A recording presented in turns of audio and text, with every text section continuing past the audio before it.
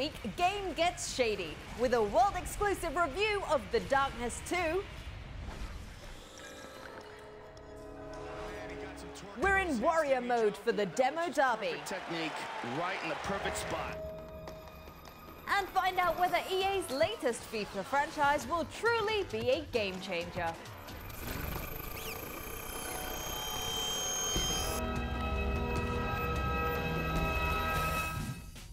Hello, Kelly here with another 30 minutes or so of the best that gaming has to offer.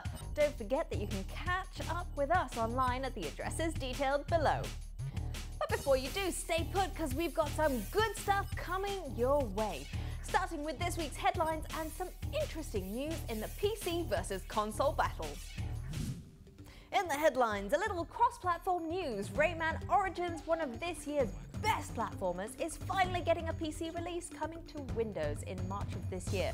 No news yet on whether the much-hoped-for online multiplayer component will be included in the PC version, but seeing as how it's almost impossible to get 4 guys sitting comfortably behind a keyboard, online multiplayer would definitely be a nice addition.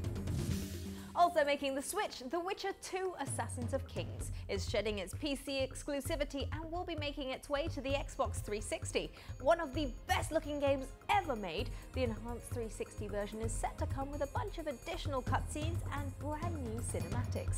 Receiving critical acclaim for both its gameplay as well as its adult narrative, look out for The Witcher 2 in April. Moving on, it's still early days, but if Nintendo has their way, we could see the next Wii as early as Christmas this year.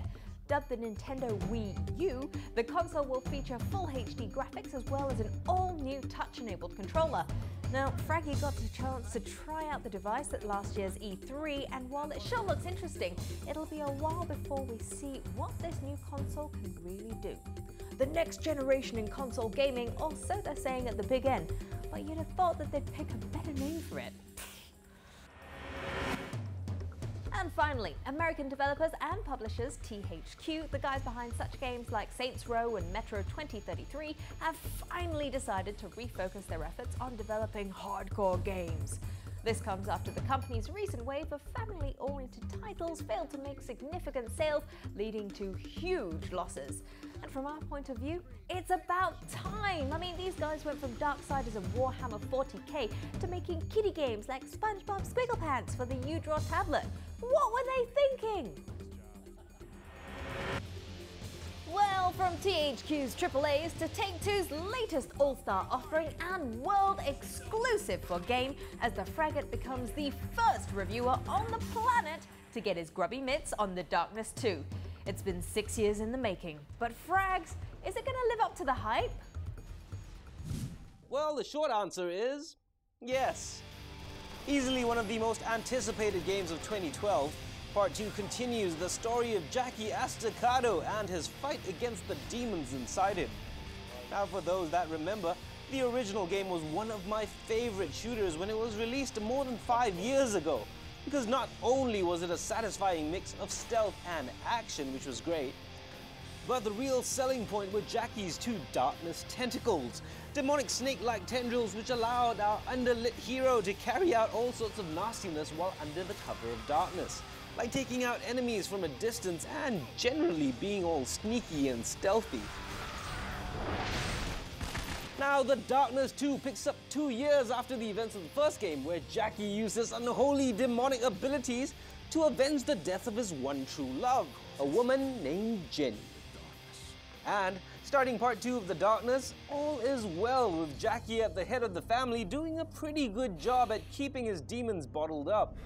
That's of course until an attack by some mysterious individuals called the Brotherhood leaves Jackie clinging on to life with no choice but to unleash the dark forces inside of him. Okay, so you've got a bit of a premise, but the real interesting thing about The Darkness 2 is just how the game mixes things up and the changes they made to the gameplay. First off, unless you're as blind as a bat, the first thing you'll notice is a new visual style, which the guys behind the game are calling graphic noir. Every texture in the game is hand-painted, making The Darkness 2 feel a little bit like you're playing through the pages of a comic book. Okay, graphic novel. Now, aside from the new art style, Another thing I liked was how Part 2 really ditches a lot of that sneaking around from the first game, replacing it with up-close and in-your-face combat, thanks to a new gameplay mechanic they're calling quad wielding. If you've tried the demo, you'll know what I'm talking about, but it's basically a system which allows Jackie to carry conventional weapons in his hands, firing with the left and right triggers, while also using the left and right bumpers to control his demon arms, all independently. Now when it comes to your demon arms, the left arm is used for grabbing and throwing stuff, while the right one is used for slashing. Put it all together and you've got one hell of a bloody party.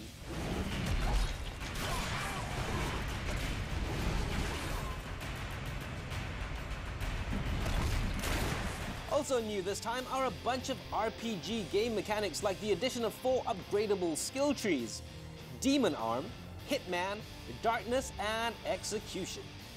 And just like any good role-playing game, this system really allows you to play the game as you like. Demon Arm upgrades give your 2 Darkness arms additional abilities like the Ground Pound, or let you toss people in the air. Hitman upgrades increase your firepower with normal weapons, letting you reload faster or carry more ammo. Darkness upgrades let you channel your powers into your guns for quad damage boosts, as well as make a swarm of insects do your bidding. And Execution upgrades, well, they let you do more of this.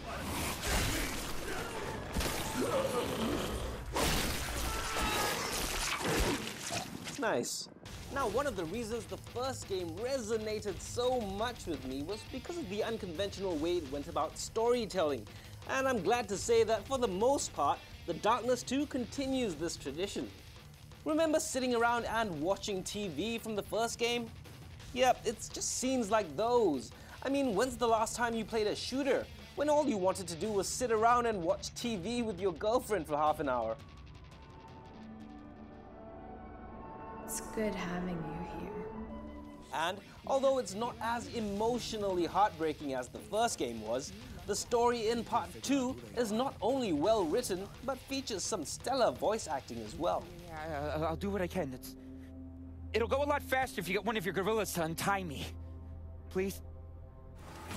Now, on the flip side, there are a couple of technical issues with collision detection, with people getting stuck on the environment, which can go from annoying to downright funny.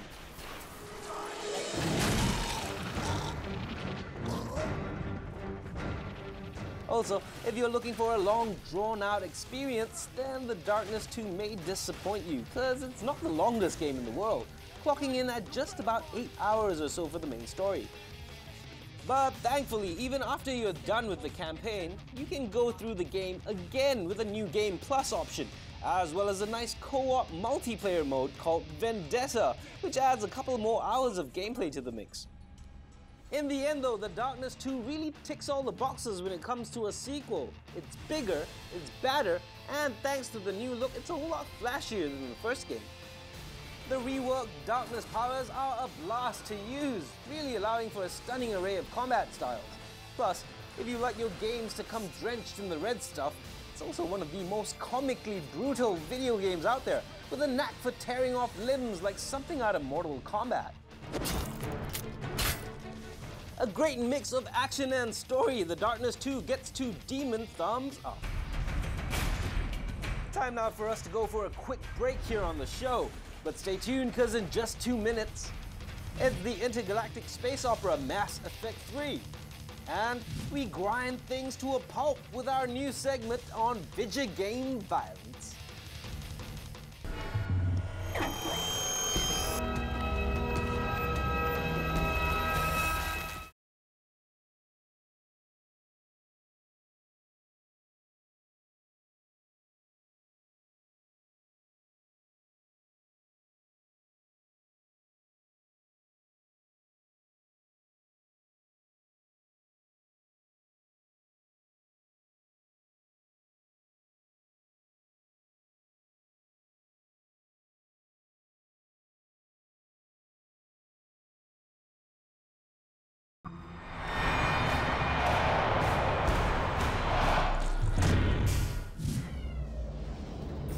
This is Shepard. Civilians have been evac. Special forces can take it from here. You're watching Game On Star Sports, welcoming you back with the latest shots from one of this year's most highly anticipated action RPGs, Mass Effect 3. The Reapers are counter. Be ready. High-value location has been compromised. Get in there and take them out.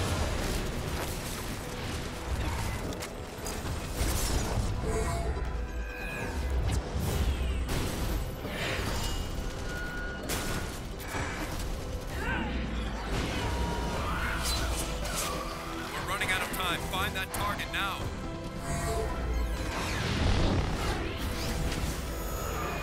This war has brought you here today. Here they come. Fans of the original might lament the fact that this looks more run and gun than soaring space opera. But if BioWare can make Mass Effect mass market and still retain some of the first game's storytelling charm, we reckon this could be one of the games of the year when it hits the shelves in March of this year.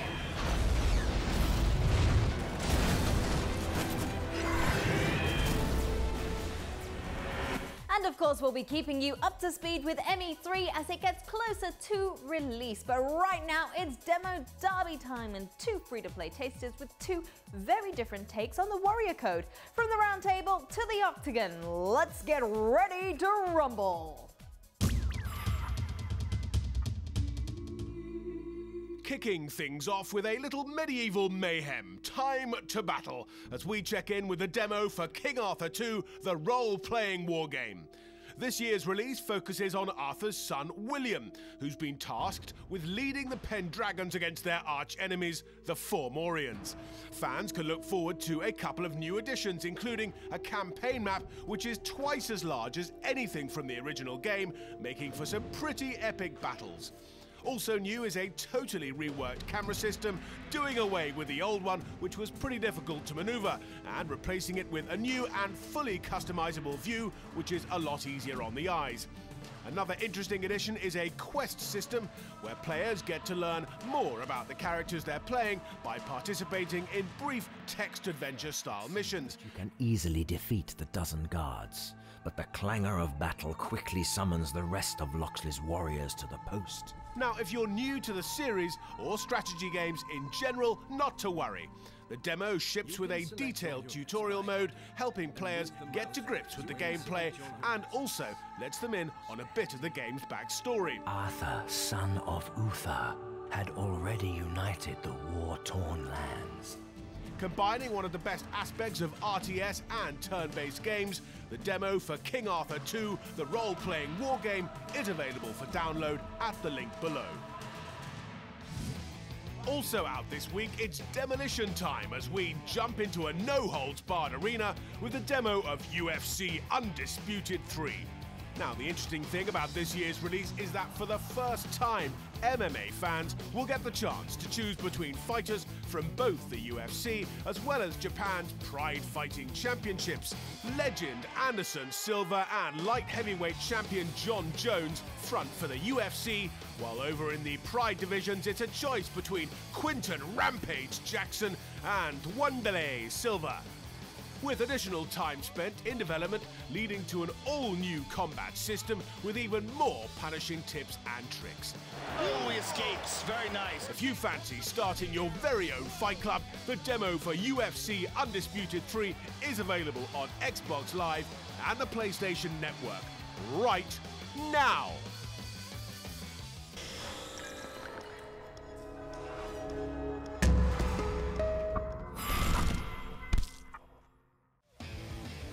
And the brutality continues here on Game with a warning. If you're sickened by the sight of blood or offended by offal, you might just want to turn away now. This week, Guns and Gore brings you the best and bloodiest bits of gaming action around. And the bloodfest starts with a clip from Suda51's Britney Spears meets Texas Chainsaw Massacre mashup, Lollipop Chainsaw. Check this out. Boom! Showing those exotic dancing girls a little thing or two about leaving it all on the dance floor. Let's see that one again in slow motion. Nice! Next in, proving that virtual violence can be a visceral experience even on a flat plane, we check in with the limb-slicing action of Shank 2. With just so many creative ways in which to dismember and disembowel our would-be enemies, this one ranks pretty high on our bloodletting charts. And finally, our last bit of gore this week, this is Devil's Third. Made by the same team which brought us Ninja Gaiden, you know it's going to be spouting blood and lost limbs left and right when this title finally gets released. Hi-ya! 2 words, ick and E. But what would games be without the gooey stuff? Well, time for a quick break, but just before we go, let's take a look at this. This we like. Now, we cover a lot of big, bad AAA titles here on the show, but this is a little different. Our good friends at jisgames.com have taken the humble bannerhead to all new gaming heights. Proof, if it were needed, that great games come in all shapes and sizes. Okay, as promised, it's break time, but hang on to your hats. 'Cause in just 2 short minutes, it's time to play the music, it's time to light the lights, it's time to check out some new downloadable Muppets content for Little Big Planet tonight!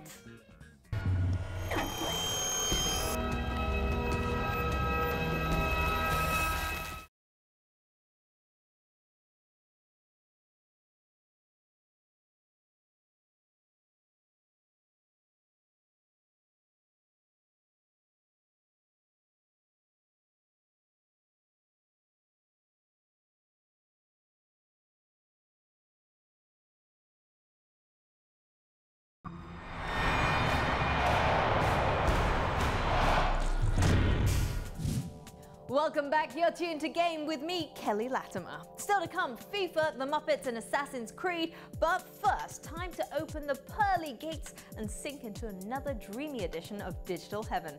All free, all good, and all out now.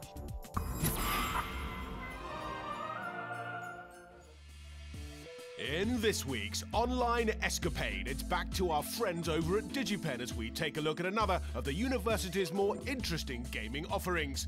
Blank is a third-person puzzle platformer, and like most good puzzlers out there, things aren't exactly as they seem. You see, you play a muse to a struggling artist suffering from a creative block, and when his lights go out, it's your cue to get to work. Right-clicking allows our friend to draw and erase, a function which is essential as you make your way through the map, avoiding hidden obstacles in the process. It's a game in which you make your way forward by uncovering what's hidden in the creative subconsciousness. Download Blank at the link below. Next up, we jump into our very own space pod for a trip around the galaxy in Samaros 2, a point-and-click puzzle adventure and also one of the best examples of video game storytelling. Samaros 2 tells a tale of a boy who journeys through space to rescue his kidnapped dog. Now, as you can probably see, this game looks good, really good, which is pretty much par for the course. Winner of Best Web Game at the recent Independent Games Festival, a little playthrough of Samaros 2, and it's pretty clear why it deserved to win. Unfortunately though, only level 1 of this adventure is free, but if that little teaser tickled your taste buds, the full game is available for just $5 US.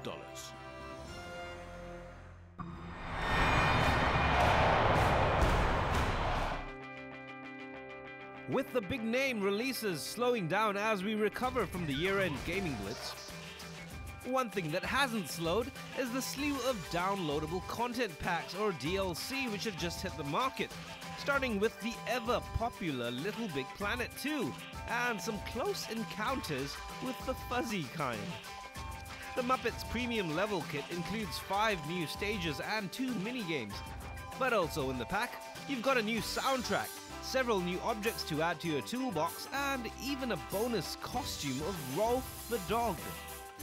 With new materials like Attracto Gel, a product of the infamous Muppet Lab, which allows Sackboy to walk on walls and ceilings, and Attracto Tweak, which makes any object in the game super sticky, If you've always wanted Gonzo's nose or a pair of Fozzie's fuzzy mittens for your own, the bare necessities in the Muppets Premium Level Kit are out now. Waka waka waka! Also out, if you're looking to enhance the multiplayer experience in Assassin's Creed Revelations, how about some new maps to practice your medieval parkour on? The new Mediterranean Travel Pack looks to enrich the experience of all that running around, adding 3 new locations to the mix as well as 3 returning maps from their last game, Assassin's Creed Brotherhood. New maps include Jerusalem, Constantinople, and Dyers, while fan-favorite Italian Renaissance maps like Firenze, San Donato, and Siena are also set to make a return. Not sure if you want to plonk down the $10 or 800 Microsoft points to buy this thing? Hey, no worries. A free 3-day trial of all the maps is available. So if you're looking for some new content for your favorite 16th century roof running simulator, the new Mediterranean Traveler Pack is out now. And finally, if you're looking for another reason to revisit the blood-soaked beaches of Banoi, the new Dead Island DLC may be just the ticket. Offering a new perspective on the events which happened, the developers have just released another side to the story in the form of the Ryder White DLC. Right, boys. Now, if that name sounds familiar, Ryder White is the main villain from the first game. You know, the military colonel who goes a little bonkers in the end. And in this DLC, we basically get a glimpse into the man behind the uniform, as you learn more about his motivations and just why he did what he did. Sorry for being kind of vague, but I don't want to give the story away to those who haven't played the game.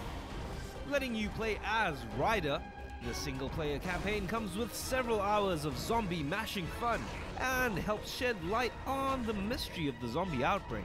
Till I know my wife is safe. A loving husband pushed too far? Find out. The Ryder White DLC is out now for both consoles and PC. And that is nearly all the time we've got for this edition of Game.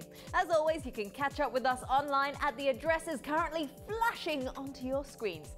And if you've missed out on an episode of the greatest gaming show in the world, find your way to espnstar.com/game.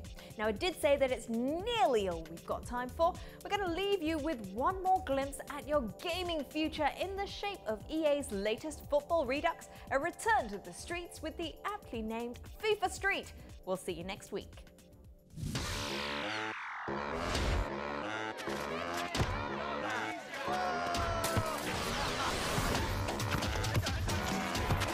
For me, it's not just a game, it's a dance. You never know what's my next move.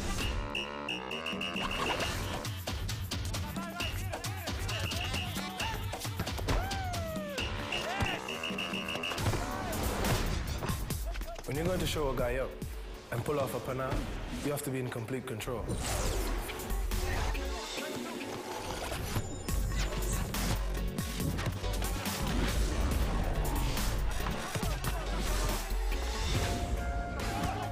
Play fast, play physical. Don't be afraid to bang the walls and maybe you'll keep up.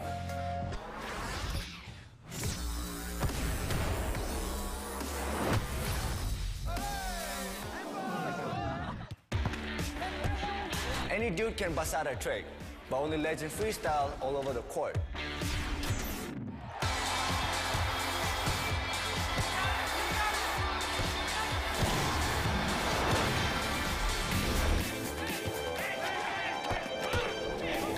Everybody can score goals, but can you put it off in style?